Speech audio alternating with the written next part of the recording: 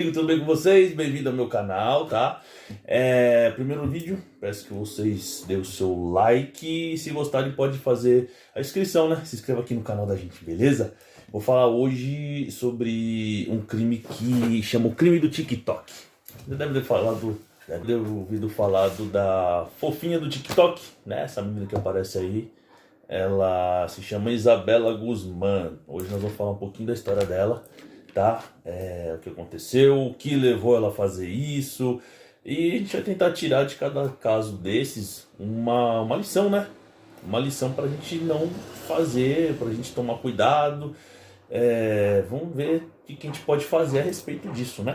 E eu vou falar também em outros vídeos sobre algumas bandas de rock que eu gosto, não só bandas de rock, como outras bandas também, pop. Aquelas bandas que foram, como que eu posso dizer, no auge dos anos 90, dos anos 80, até as de atualmente, a gente vai falar um pouquinho também, mata a curiosidade, saber um pouco da sua história, como começou, qual foi a música que, né, levantou eles, qual foi o motivo de algumas terem acabado. A gente vai falar um pouquinho de tudo aí. Mas hoje, vamos falar da Isabela Guzmán, tá bom? A Isabela Guzmán, ou a fofinha do TikTok, tem vários nomes que o pessoal usa ela, né? Ela morava com a mãe, a Yumi, né? E o que acontece? A mãe dela era divorciada do pai dela, né? Como alguns casais a gente vê, esse divorcinho não deu muito certo e tal, só que teve uma coisa legal, porque não deu certo, o que o pai e a mãe fizeram? Continuaram uma relação assim de amizade, até porque tinha que cuidar dela, então eles fizeram um acordo, não, nós vamos cuidar da menina e tal, só que não deu certo, né? Não deu certo. Então resolveram separar e continuar cada um no seu caminho. Só que ela tinha 3 anos nessa época, né? Na época que houve o divórcio, ela tinha 3 anos de idade e foi morar com a mãe dela. Então o que acontece? Ela foi crescendo, o pai dela tinha os negócios, os afazeres dele. Era uma família, assim, como que eu posso dizer, não era rica, mas era bem estruturada, né? E aí o que acontece? Ela foi morar com a mãe, só que ela foi crescendo e foi reparado que ela tinha um comportamento um pouquinho assim, como que eu posso dizer, violento. Ela foi crescendo e o comportamento dela era um pouco violento. Então, na escola ela brigava, ela arranjava muita treta com os amigos dela, né? E aí ela nunca teve uma relação legal com a mãe dela. Então vivia discutindo com a mãe dela desde pequena isso daí. Vivia discutindo com a mãe dela com ela e tal, aquela coisa toda. E ela gostava do pai. Então ela gostava muito de ficar com o pai dela. Ela se dava bem com o pai. Só que o pai era muito ocupado. E o auge dessa briga dela com a mãe dela aconteceu quando a mãe dela começou a sair com outra pessoa, normal, né? Normal, tá solteira. Ela conheceu outra pessoa, começou a sair com outra pessoa, começaram a namorar. E aí eu não sei, por algum motivo ela não gostou disso. O que acontece? Ela foi piorando, foi ficando cada vez mais violenta. Então os atritos entre ela e a mãe dela foram piorando, cada vez foi ficando pior. E aconteceu logo depois disso. E a mãe dela chegou uma época que ela chamou o pai dela, ou seja, quando acontecia qualquer tipo de briga, uma coisa um pouquinho mais escalorosa, ela chamava o pai. Então o pai lá ia, conversava com ela, eles trocavam uma ideia de pai e filha, ela melhorava um pouco. Mas nem sempre foi assim, infelizmente. E um fato curioso foi que desde sempre ela teve uma babá. Sempre teve alguém olhando por ela, nunca faltou nada, nunca faltou nada. Ah, outra coisa, ela nunca precisou trabalhar também, até porque ela era adolescente, né? Mas nunca faltou nada pra ela, nem da parte da mãe, nem da parte do pai. Então quando ela foi fazer os seus 18 anos, de 17 para 18 anos, o que acontece? Ela decide por bem que não quer mais estudar, né? Não quero mais estudar, vou dar um time e eu não quero. Óbvio que isso não agradou o pai nem a mãe dela, né? Principalmente a mãe, que estava ali todo dia com ela e tal. E aquele atrito entre as duas explodiu ali, né? Então o que a mãe fez? Eu vou falar com teu pai, vou chamar teu pai para vir aqui para trocar uma ideia com você. E sempre que tinha uma briga um pouquinho mais quente entre ela e a mãe, o que ela fazia? Ela chamava o pai. E dessa vez que ela decidiu parar de estudar, foi a mesma coisa. Chamou o pai conversou com ela, orientou ela, na maior calma do mundo, segundo as fontes, né? Que é as fontes que eu pesquisei. E aí ele foi embora. Ele foi embora e detalhe, a Isabela já tinha mandado para a mãe dela alguns e-mails ameaçadores para a própria mãe. Entre um deles estava a frase: "Você vai me pagar por tudo que você me fez". Então o problema dela é diretamente ligado com a mãe dela, né? Então ela tinha esse problema com a mãe dela e uma vez até o pai dela chamou ela para morar com ele e aí ela ficou um tempo lá. Só que o pai dela tinha uma vida muito atarefada, né? Muita correria, aquela coisa toda. E aí ela acabou voltando a morar com a mãe dela. Foi a época que ela ficou mais tranquila, assim dizendo, né? Porque tava com o pai, tava bem, então ela resolveu ficar, parar de ter os ataques com a mãe dela. E infelizmente ela voltou a morar com a mãe, infelizmente para ela, porque ela, né, não gostava da mãe. E nesse dia em questão, o pai dela conversou com ela, falou para ela, né, se acalmar, terminar os estudos, que ele pagaria para ela. Aliás, a mãe falou a mesma coisa. A mãe falou: "Você termina os estudos, que eu pago o que você precisar, não tem problema. Eu pago uma faculdade, o que você gosta, o que você não gosta, vamos conversar". E o pai dela foi embora, né? Nessa noite, o pai dela foi lá, foi um horário meio tarde, conversou com ela e foi embora. E aí o que aconteceu? Nesse mesmo dia, ela foi pro quarto dela, uma casa de 2 andares, né?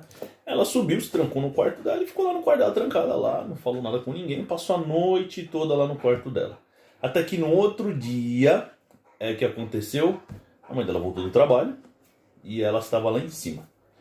E o Ryan, né, o padrasto dela, os dois já estavam morando junto há algum tempo já. E detalhe, uma coisa que eu achei muito legal, né? Uma coisa que um parênteses aqui pra vocês. Ele era o padrasto. Então, eu não sei se é legal, para alguns pode não ser, mas eu achei interessante. Porque ele não se envolvia na briga das duas, né? Ele não colocava colherinha lá. Porque ele até encorajava a mãe a chamar o pai. Falou: "Não, chama o pai, conversa com ele e vamos ver o que dá pra fazer". Mas ele mesmo não colocava a mão ali, sabe? Porque ela não é minha filha, e ela tinha uma ligação muito forte com o pai dela também. Então, ele achou por bem, em todas as brigas, chamar o pai, levar o caso pro pai e a mãe, porque afinal eram os pais dela, né? E nesse dia, ela subiu, passou a noite lá, tudo certinho. No outro dia, a mãe dela chegou tarde da noite, né? Tarde assim, no horário depois do serviço. E subiu para tomar banho. Né? Subiu para tomar banho. O Ryan estava na parte de baixo da casa e ela subiu para tomar banho. Até que de repente, e aí o que aconteceu? Ele escutou gritos lá em cima. Né? A mãe subiu para tomar banho, demorou um tempo, ele escutou grito, berro, pedido de socorro, pedido de ajuda. O que ele fez? Largou tudo que estava fazendo e subiu. Chegou lá em cima, a porta estava trancada, né? A porta do banho estava trancada, e ele viu que tinha água embaixo da porta ali, misturada com sangue. O cara ficou: "Poxa, mano, o que está acontecendo, né?" E conseguiu abrir a porta. E aí que ele viu uma cena que eu acho que ninguém gostaria de ver, sabe? E aí o que aconteceu? Ele conseguiu abrir a porta e viu a esposa dele lá no chão, toda cheia de sangue. Ele correu ligar para emergência, né? E ele falou, ó, na ligação, na gravação, né? Ele fala: "Eu acredito que a filha dela esteja atacando ela, atacou ela lá dentro do banheiro". E aí quando ele voltou dentro do banheiro, a porta aberta, tudo, ele viu a Isabela saindo com uma faca na mão, toda cheia de sangue. E saiu, passou calmamente por ele. Aí quando ele viu aquela cena, ele viu a menina saiu sem demonstrar expressão nenhuma, né? Saiu de dentro da cena do crime agora. E ele viu um taco de beisebol em cima da moça, da mãe da Yumi, né? Da esposa dele. E aí ele viu também um corte no pescoço da mãe. Mais tarde, a perícia revelou que ela levou 79 facadas da filha, né? Triste. E a Isabela fez o quê? Arrumou as coisinhas dela e foi embora. Saiu de casa e foi embora. Como se nada tivesse acontecido, né? E levou a faca junto, tá? A faca ela levou junto. E o fato ocorreu em 2013. Isso foi em 2013. E ela saiu de casa como se nada tivesse acontecido, só com a roupa do corpo toda suja. E foi presa até onde houve relatos, algumas pessoas viram. Ela estava do lado de fora, é como se fosse um mini mercado, Walmart, sei lá, um mercado. Só que ela não chegou a entrar, ela estava do lado de fora. E aí o pessoal viu naquela cena e tal. E aí eu sei que durante o julgamento foi dito que ela disse que se livrou de um abuso. Por isso que ela estava daquele jeito. Bom, para resolver um pouco a história, ela foi presa. A Isabela foi presa, né? O padrasto já havia feito a ligação para a polícia. Então ela foi presa nesse próprio estacionamento. De fato, um dia antes de falecer, a mãe estava com tanto medo da filha, que ela fez o quê? Ela pediu pro marido dormir com ela dentro do quarto com a porta trancada. Porque ela estava com medo da filha. Até porque ela tinha recebido aquele e-mail das ameaças, né? Então a situação estava complicada, né? Eu penso aqui, opinião minha, tá? Eu teria chamado o pai e falado para ficar uns dias ou ficar com ela um bom tempo. Porque é complicado morar desse jeito, né? Não é fácil não. Já pensou? Você não consegue dormir em casa, você tem que trancar a porta do quarto, né? É complicado, gente, é complicado. Mas a gente não pode julgar. A gente não julga, eu só estou comentando aqui, relatando para vocês o que aconteceu. Mas foi uma opinião minha, né? Porque não é fácil não, viu? E coisa vai, coisa vem. Em 2014, ela foi, curiosidade também, foi o segundo julgamento. O primeiro julgamento ela se recusou a sair da cela, porque eu não vou sair, não vou sair, não vou sair, não saiu da cela. Então foi anulado o primeiro julgamento e houve outro julgamento. Nesse outro julgamento a defesa, né, trabalhando para que ela não pegasse a pena de morte, não pegasse a pena máxima nos Estados Unidos. Ela alegou inocência por insanidade mental. Quase que não sai agora, né? Por insanidade mental. Ou seja, era uma manobra ali também para poder tentar livrar ela da pena máxima. Para ela, que ela não morresse, né? E foi uma jogada até esperta da defesa. E ela nunca demonstrou arrependimento. Por isso que mostra no TikTok, né? Ela sempre com expressões, dando um sorrisinho, dando um tchauzinho, ela estava completamente tranquila. Aí durante o depoimento ela disse que a mãe precisava ser morta para que ela pudesse salvar o mundo. Ou seja, queria provar ali que ela tinha problemas sim de mentais, né? Ela durante o julgamento foi um julgamento bem complicado, na verdade. E trabalhar em cima dessa hipótese de que ela tinha problemas mentais mesmo. E o mais interessante foi que deu certo.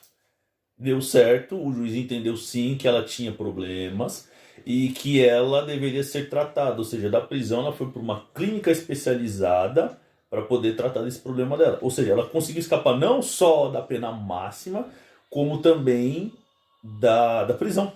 Então ela foi se tratar nessa clínica a mando do juiz durante naquela sessão, né? E 7 anos após o julgamento, 7 anos após o veredito, ela entrou com recurso para poder voltar à sociedade, para ter a vida dela normal, porém, entretanto, todavia, foi negado. Então ela não saiu ainda, ela continua em tratamento. E ela se diz, ok, eu estou pronta, posso voltar para a sociedade. Mas não é isso que a justiça e nem os psiquiatras eles estão dizendo. Eles dizem o contrário. Falam, não, vai ficar mais um pouco aqui porque você não está pronta para sair. Agora, por que do TikTok?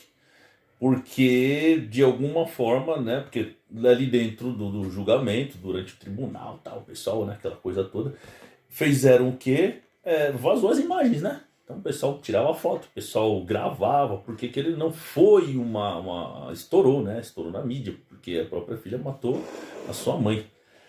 E o pessoal começou a fazer meme, ou seja, tudo aquilo as expressões que ela fazia durante o julgamento acabou virando o quê?